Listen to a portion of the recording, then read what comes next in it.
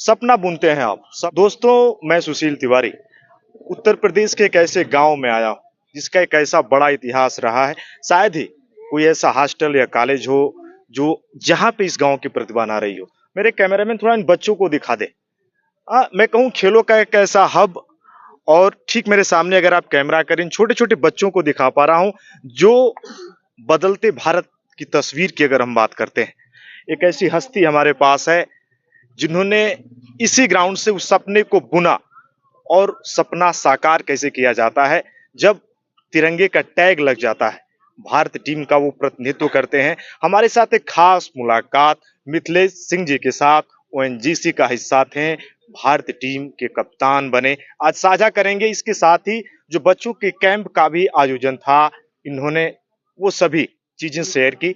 भैया, अगर मैं वॉलीबॉल की बात करूं, आज बच्चों के साथ आप जुड़े हैं, कैसा लग रहा है? सुशील जी, कितना अच्छा लग रहा है, ये चीज़ें मैं शब्दों में नहीं बता सकता हूँ। आप मेरे फेस को रीड कर सकते हैं तो कर लीजिए, क्योंकि इन बच्चों के बीच और ख़ास तौर से इन बच्चों के बीच तो है ही, और इस ग्राउंड पर आकर, जिस ग्राउंड में मैं इस तरीके से ही रहा हूँ और वहाँ पे आकर इन इन बच्चों को आशीर्वाद देने का यदि मौका मिले, तो सोच सकते हैं आप कि मतलब कितनी खुशी अंदर होगी, उसको बयाँ नहीं कर सकते हैं। हाँ, जब आपने खेलना शुरू किया। ये तो सही आप कह रहे हैं, क्योंकि हमारे गाँव में उतना वॉलीबॉल होता नहीं था, पर जब मैं यहाँ आया तो यहाँ के काफ़ी लोग इंडियन कैंप में रहे थे और खेले भी थे। यहाँ आने के बाद जब मैं उन लोग को देखा तो मुझे भी ऐसा लगा कि मैं ऐसा नहीं है कि इंडिया खेलना बहुत बड़ी चीज़ नहीं है यार, खेला जा सकता है। तो इसीलिए हमारे गाँव में जब प्रैक्टिस नहीं होती थी, यहाँ पे गर्मियों में भी प्रैक्टिस होती थी, तब भी मैं आ जाता था, यहाँ करता था। आपको बताऊँ कि जब मेरा फर्स्ट टाइम इंडियन कैंप का लेटर आया था, तो उसमें मोबाइल-वोबाइल नहीं हुआ करता था, घरों में फ़ोन नहीं हुआ करता था।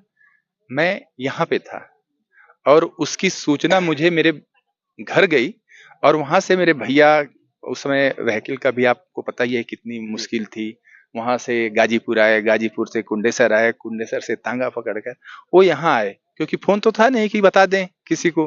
तो वो आए और मुझे लेकर वापस गए कि चलो तुम्हारा इंडियन कैंप का लेटर आया हुआ है, तुमको कलकत्ता जाना है।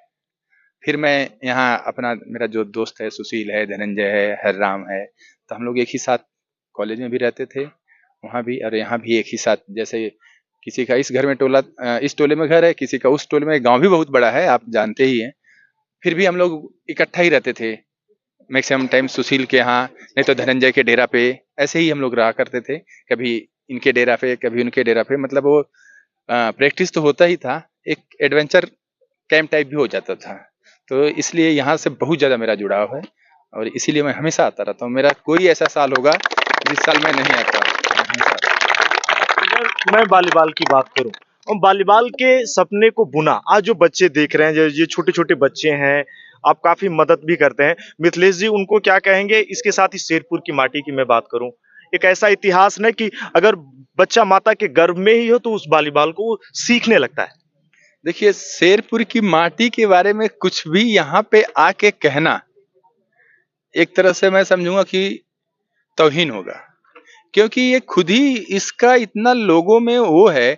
वॉलीबॉल के क्षेत्र में रखिए या राष्ट्र प्रेम के बारे में कहिए, तो इन लोग का तो ऐसा नहीं है कि कोई झूठ कह देगा। कोई चीजें आदमी कहने को तो झूठ कह सकता है, पर जो चीजें लिखित में है उसको आप कैसे बरगला सकते हैं, उसको आप कैसे कह सकते हैं कि नहीं ऐसा नहीं।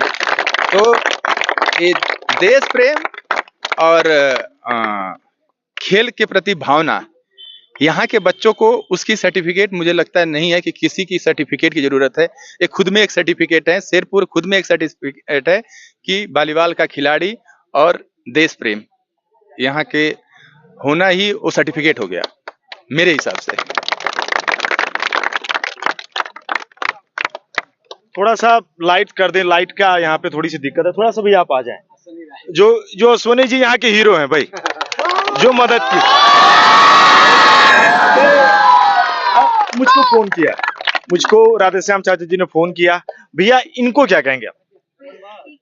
अ, बहुत अच्छा ये प्रयास है भाई। मैं तो अभी इनसे अकेले में बात कर रहा था कि दोस्त, तुम ये बहुत अच्छी इनिशिएटिव लिए हो और इसको हर साल करो, और इसमें यदि कोई वित्तीय व्यवधान भी आता है तो आप मुझे उसको शेयर करो, मैं भी हेल्प करूंगा। मैं ये नहीं कह सकता हूँ कि मैं पूरा वो कर सकता हूँ, पर यदि छोटी-छोटी थोड़ी-सी कंट्रीब्यूशन किया जाए। अब मैं ये सोच रहा था कि इतना अच्छा यहाँ का आउटपुट रहा, इतने खिलाड़ी लोग रहे हैं और आज तक यहाँ फ्लड लाइट नहीं है। मेरा गाँव खेलने वाला है नहीं, फिर भी फ्लड लाइट है। वो हम लोगों ने बनवाया है। तो मैं ये कह रहा हूँ कि इस गाँव में अब तक फ्लड लाइट नहीं है, तो इसलिए थोड़ा-सा मुझे अच्छा नहीं लग रहा है।